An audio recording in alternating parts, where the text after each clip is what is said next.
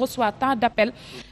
léegi tamit gis nañ fi CAP waa coordination des associations de presse ñu ciy gërëm bu baax a baax Ibrahima Lissa Faye déplacé wu ñëw masawu groupe bi parce que fekk Oustaz Assane Diouf ngir rek mën a gisanteeg ñi nga xam ne ñoo di administration bi ngir masawu leen noonu tamit la parti politique yi wala ñi nga xam ne ñoo di société civile bi ba ci ñi nga xam ne nii ñoom ñoo di activistes yi ñoom itamit masawu Walfadjri parce que gis nañ ne liggéey bu am solo la ñu def léegi sax moom honorable député Guy Marius Sagna mu ngi woon ci kaw di def benn entretien ak ki nga xam ne moom moo di président Cheikh Niass di ko mastawu ci li nga xam ne nii moom moo ñu dal ñun gannaaw bi ñu coupé encore suñu signal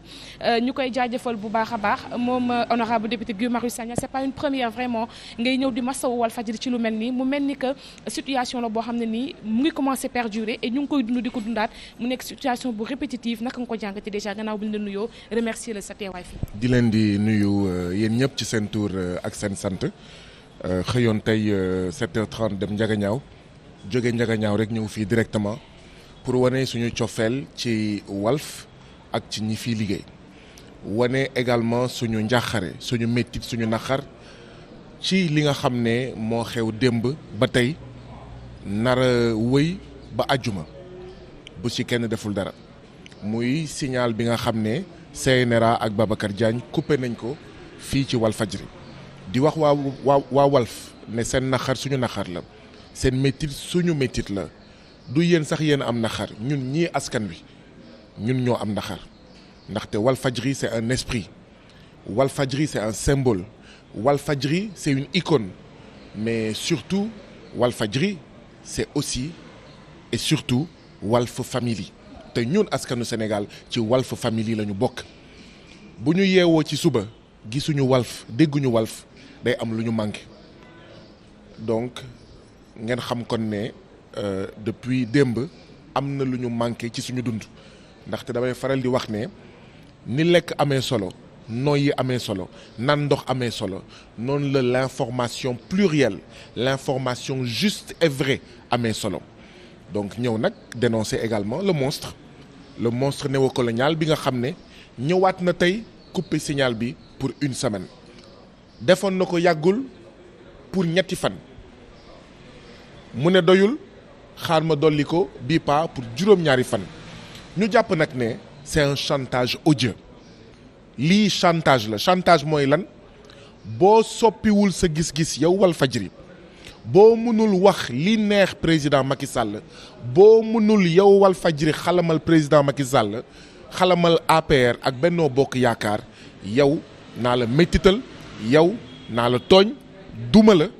ba pare di nga ko gis ñu jàpp nag ne chantage boobu dañoo ñëw pour dénoncer ko chantage boobu dañoo ñëw pour wax ne du dëgg du yoon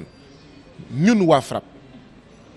man député à l'Assemblée nationale du Sénégal ñu ngi interpeller le président Macky Sall ci ne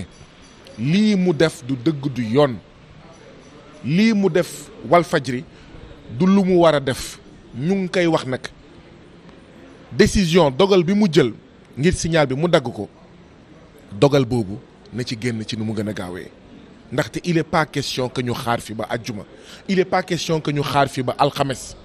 ndaxte au même moment yeneen média ñu ngi am seen ligne éditoriale di ko jàllale Walfadjri a le droit d'avoir sa ligne éditoriale di ko jàllale ñu jàpp nag ne la ligne éditoriale de Walfadjri musul soppeeku. joxe information donc war na mën a nekk crime ci mim réew ndax ñun on a fait que retransmettre benn manifestation boo xam ne mu ngi am Mbàkke mais lii wane ne yéen li ngeen def démb Mbàkke dara aayu ci mooy démb ci guddi ginnaaw bi ñu coupé seen signal mais télé yëpp Mbàkke lañ doon waxtaanee kon loolu day wane ne lii xewoon Mbàkke événement la lii xewoon Mbàkke information la une information qui mérite d'être traitée ma ne gilets jaunes yi bi ñuy xeex di jàmmarloog les CRS fële ca France fële ca Tugal mais ay BFM TV ay France 24 ay TF1 ak ñoom seen mais dañ koy wane en direct ba pare journal ñëw ñu wanewaat ko mais yéen vous n'avez fait que ça vous n'avez commis aucun crime Walfadjri deful lu aay Walfadjri li mu def mooy li nga xam ne moom la toute presse responsable toute presse équidistante moom lay def dans tous les pays dañoo ñëw fii pour magnifier seen courage en réalité seen fit seen courage moo leen waral lii yëpp li am mooy président Macky Sall ak ñi mu àndal dañoo bëgg a saxal fii ci Sénégal une presse de connivence une presse de compagnie une presse soumise yéen nag Walfadjri ngeen bokk ci ñi nga xam ne dañoo fas yéene incarné ak lum leen munti jaral une presse insoumise une presse debout une presse boo xam ne moom mooy définiral boppam sa ligne éditoriale donc loolu moo leen indil lii moo tax dañoo ñëw aussi pour féliciter leen ndaxte li ngeen di def tey moom la suñu papa ak suñu maam Sidi Lamine Niass doon def bi muy dund amul dara lu ci soppeeku lii ngeen doon def jamono Abdou Diouf lii ngeen doon def jamono Ablaye Wade lii ngeen di def tamit ci jamono président Macky Sall te incha allah nit yi ñu fi fekk ñu yàgg leen xam depuis ay décennies wóor nañu ne suba Ousmane Sonko wala keneen bu fi ñëwee taxawaay bii ngeen di am pour man loolu jëw bu rafet la ñu naan les pouvoirs passent mais Walfadjri demeure et sa ligne éditoriale ne change pas. Alors justement, on y reste pour la version française. Un petit résumé par rapport à ce qui s'est passé depuis hier. Le signal de Walf TV a été encore coupé pour une nouvelle fois. C'est pas la première fois que Walf vive une telle situation. Comment vous le décrivez-vous? Il y a une semaine, le parti du président Macky Sall a payé le groupe Walfadjri pour montrer une activité de l'APR, une activité de Benno Bokk Yakaar. Et Walfadjri a fait son job en couvrant cette activité, d'accord, du parti du président, de la coalition du président de la République. Mais il y a quelques jours, le parti PASTEF est venu solliciter le groupe Walfadjri en payant pour que son événement de Mbacké soit couvert. Et c'est ce qui s'est passé. Ce n'est pas la faute de Walfadjri si le préfet de Mbacké a interdit, d'accord, la manifestation. Ce n'est pas la faute de Walfadjri si la population de Mbacké s'est mobilisée pour dire non à l'arbitraire. Ce n'est pas la faute de Walfadjri s'il y a eu des grenades lacrymogènes qui ont été lancées. Walfadjri n'a rien inventé de ce qui a été montré sur Walfadjri. Walfadjri n'a fait que montrer ce qui se passait au niveau en fait de Mbacké. À la limite, vous êtes à décorer, vous êtes à féliciter parce que peut-être que s'il n'y avait pas Walfadjri, peut-être qu'on compterait les morts à Mbacké. Et peut-être que la présence de Walfadjri, les images qui tournaient, d'accord, sur Walfadjri ont permis d'empêcher qu'il y ait des morts hier à Mbacké. Vous êtes à féliciter. Vous êtes des patriotes. Vous incarnez la presse insoumise. Vous incarnez la presse debout. Vous incarnez la presse qui refuse d'être une presse de compagnie, une presse de connivence. Eh bien, ce qui se passe aujourd'hui, c'est une tentative d'asphyxier le groupe Walfadjri. Et cela ne passera pas. Les femmes et les hommes que nous connaissons ici, depuis des mois, depuis des années, depuis des décennies, sont des femmes et des hommes de principe.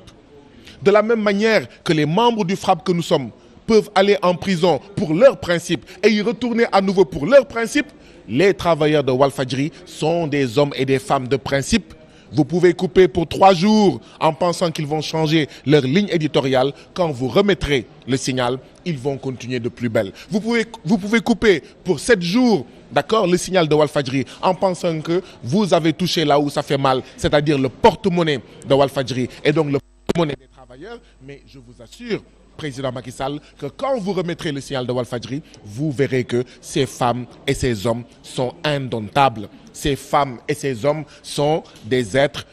insoumis. Donc oui, nous sommes venus exprimer notre solidarité. Nous sommes venus dire non au monstre néocolonial qui régulièrement viole les droits de la presse et des journalistes, qui régulièrement tombe sur les organes de presse insoumis et les journalistes. Nous interpellons le président Macky Sall qu'il enlève